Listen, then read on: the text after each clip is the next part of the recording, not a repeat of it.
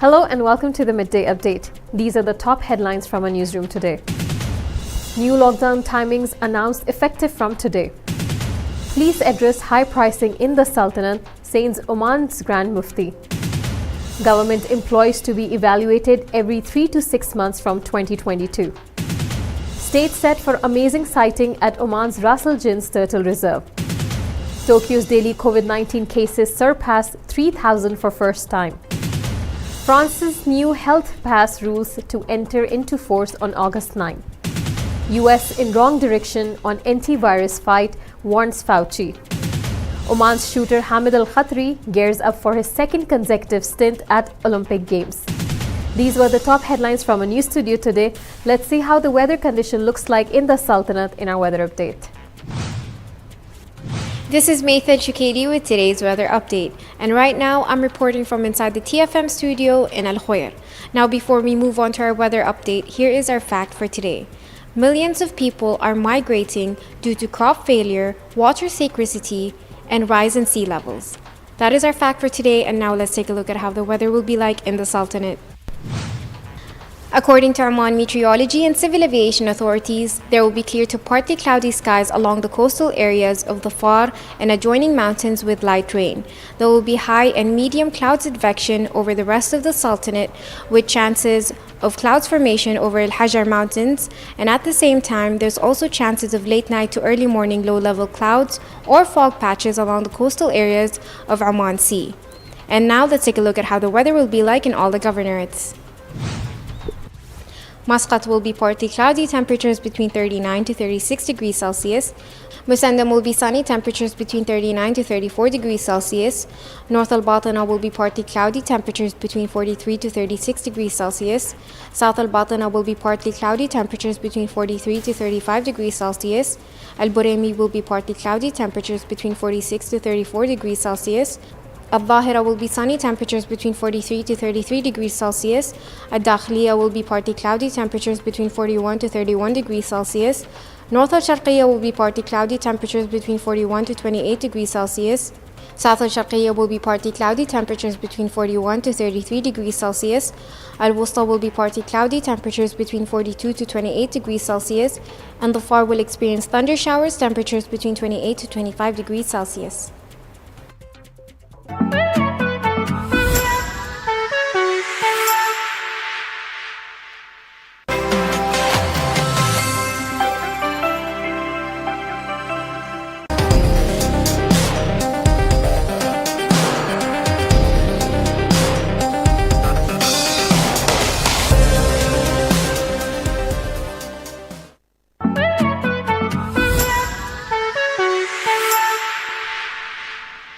Welcome back to TTV watching Midday Update. Now, before we get into the details of the local stories for the day, let's see how the COVID-19 situation looks like in the Sultanate. The Ministry of Health has announced the registration of 12 new death cases due to coronavirus in Oman today. With this number, the total death cases in the Sultanate stands at 3,814. The health officials have also extended their deepest condolences to the families of the deceased. Moreover, the Ministry of Health has also announced the registration of 322 new coronavirus cases in Oman today. With this number, the total confirmed cases in the Sultanate is 295,857, which also includes total recoveries of 278,195, as well as total death cases. In the last 24 hours, the Ministry of Health has also announced the registration of 563 recoveries. The Ministry of Health has urged all the citizens and residents living in the Sultanate to follow precautionary measures issued by the Supreme Committee and the Ministry of Health. And now from a local desk. The Supreme Committee decided that the restriction on commercial activities and movement ban of individuals and vehicles will continue during a reduced period between 10 p.m. and 4 a.m. starting from 10 p.m. on Thursday. This will remain in force until further notice. Moreover, the Supreme Committee is examining safety measures required to travel to and from Oman amid the pandemic. The Supreme Committee is also looking into immunization to ensure public health for all, setting up the necessary controls to entering public places and ensuring accessibility of services provided by the public and private sectors, Oman News Agency said in a statement.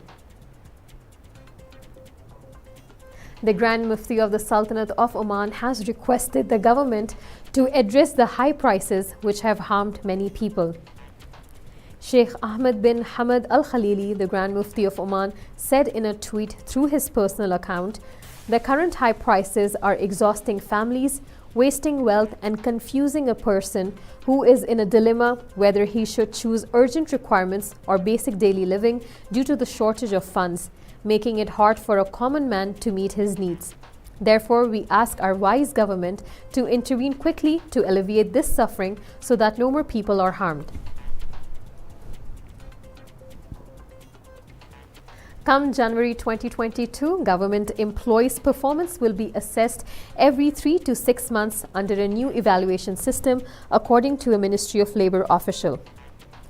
The system for measuring individual performance and institutional proficiency will analyze the output of around 175,000 employees working in government institutions, agencies, and companies either every 3, 4, or 6 months.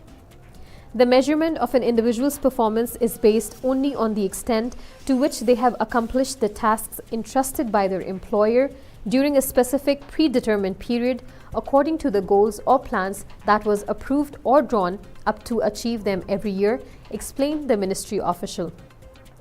He continued saying that performance evaluations will be done regardless of existing parameters such as attendance, departure and behavior at work at the beginning of applying the system.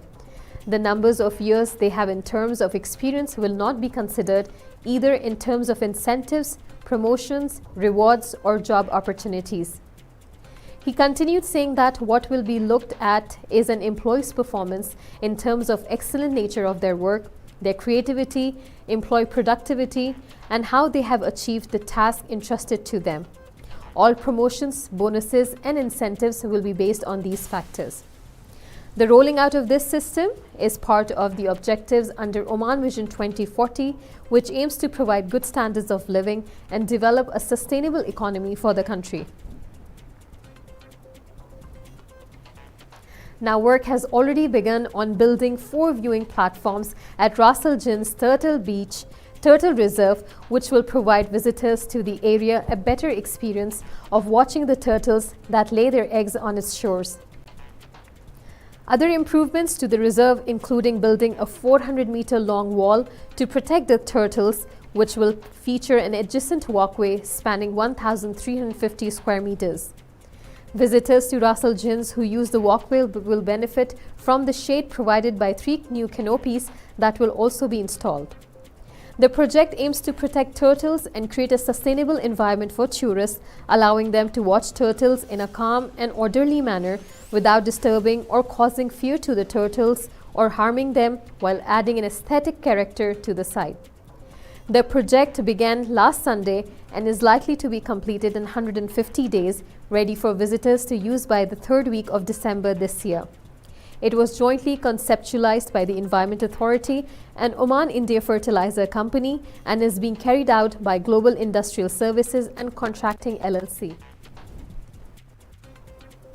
This was all from our local desk for today. It's time for us to take a quick commercial break, but stay tuned for more updates from International Desk.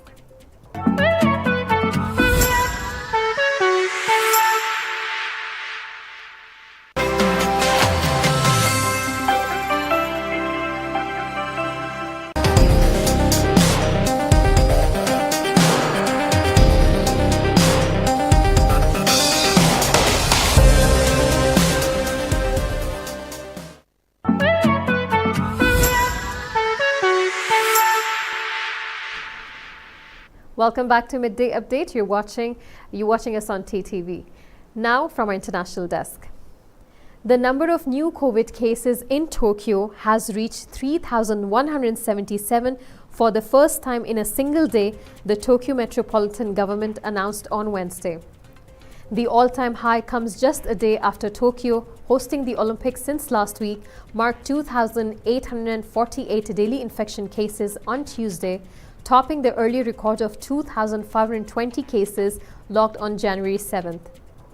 As the virus spread rapidly elsewhere, the nationwide tally of daily cases of infection reported on Tuesday exceeded 7,000 for the first time since May 12th, nearing its record figure of about 8,000 recorded in early January.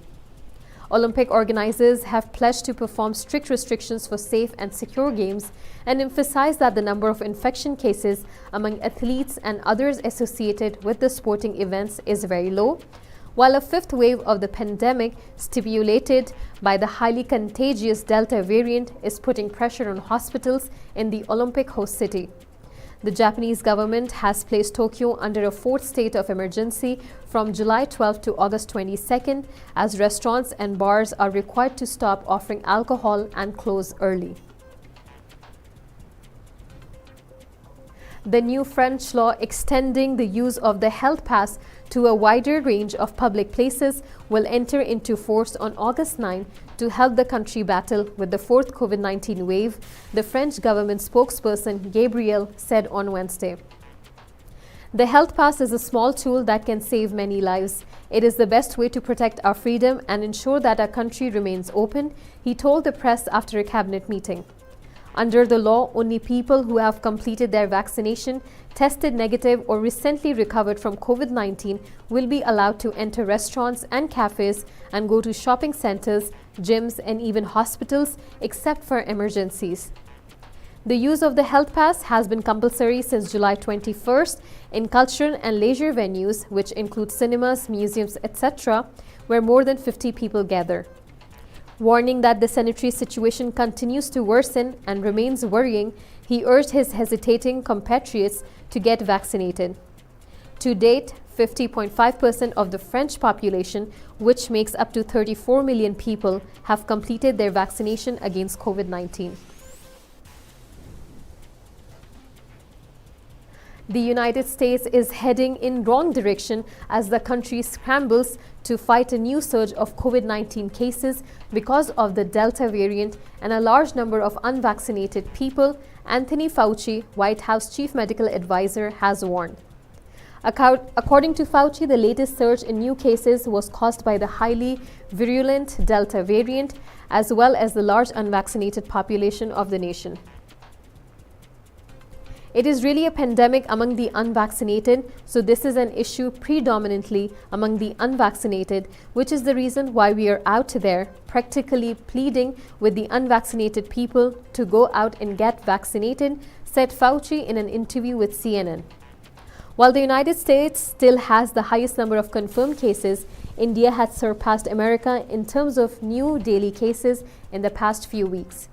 However, as infections started to stagnate in India, the United States again surpassed India's tally of new cases. As of Tuesday, the total confirmed cases of the pandemic surpassed 34.6 million, while the country's death toll amounted to over 611,410, according to data from Johns Hopkins University. The figures have pushed America's tally of new daily infections past India's. A new study also found that the U.S. total number of COVID-19 infections may have been undercounted by as much as 60%. According to a study by researchers at the University of Washington, as many as 65 million Americans may have already been infected. Once again, it's time for a quick commercial break, but stay tuned as we have more updates coming your way from our sports desk.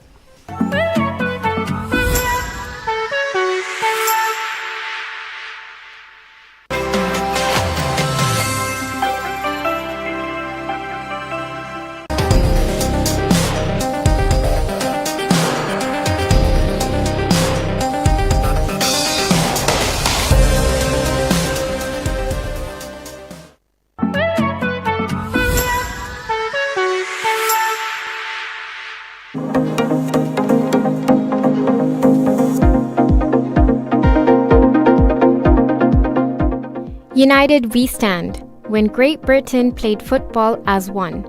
Although athletes from England, Scotland, Wales, and Northern Ireland compete under Unified Team GB at the Olympics, football has been an exception to this rule. Football teams at the Olympics are allowed to only field players aged 23 and under, with 3 overage players allowed. However, for the 2012 London Olympics, a Team GB football team consisting of English and Welsh players was formed. Northern Ireland and Scotland chose to back out of this particular union, consisting of players such as Aaron Ramsey, Ryan Giggs, and other athletes considered household names in Britain. The team finished top of their group before losing on penalties to South Korea in the quarterfinals.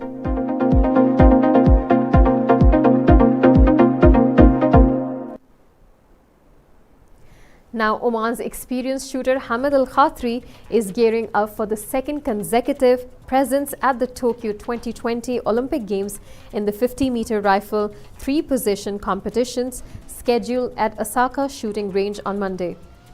The 36-year-old Omani did the Sultanate proud last year when he became the winner of the Arab Shooting Championship in Egypt in January 2020. He will compete beside 38 top shooters from different parts of the world. The competition disqualification will start at 6:30 a.m. Oman time, and 8 shooters will advance to the finals, which will begin at 11:50 a.m. Oman time. All the shooters will get 120 shots distributed into 40 shots, each for kneeling, prone, and standing, within a duration of 1 hour and 45 minutes. The existing record of Al Khatri is 1,176 points, and he holds the Arab record. Talking on the lines of the Olympic Games, today China broke world record to win women's 4x200 meters freestyle relay at Tokyo 2020. Team China clocked 7 minutes and 40.33 seconds, 1.17 seconds faster than the previous record of 7 minutes and 41.50 seconds held by the Australians.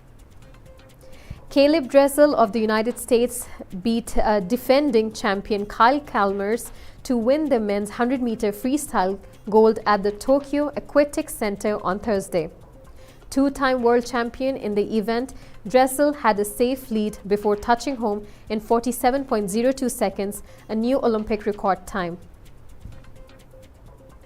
China's Zhang Yufei had a convincing victory in women's 200-meter butterfly to win her first gold at the Tokyo Olympic Games today. Zhang led the field right from the beginning, clocked 2 minutes and 3.86 seconds for the gold, and sliced 0.2 seconds off the Olympic record created by compatriot Jiao Liu Yang at London 2012. Isaac Stubblety Cook of Australia won the men's 200-meter breaststroke at the Tokyo Olympics, his first goal in an international event today. The 22-year-old qualified first from the semi-finals, touched home first in an Olympic record time of 2 minutes and 6.38 seconds. Robert Fink of the United States came from behind to win the men's 800-meter freestyle gold on a 7 minutes and 41.87 seconds finish for the gold. Two-time world champions Kerry Gowler and Grace Prendence of New Zealand came from behind to win their first Olympic gold in the women's pair competition on Thursday. The two were part of the New Zealand team that finished fourth in women's 8-back in Rio 5 years ago, and this time they bagged home a gold medal in 6 minutes and 50.19 seconds. Lastly, Chinese weightlifter Shi Jianyong won his second Olympic gold medal with a world record-breaking performance in the men's 73 kg category at Tokyo 2020 on Wednesday. A late challenge by his closest opponent Julio Ruben of Venezuela pushed Shi to go for 198 kg, that ties the world record in his third attempt in the clean and jerk, before a new world record in total was born when Shi lifted the dumbbell over his head. Now, once again, it's time for us to take a quick look at the medal tally and see which country is competing.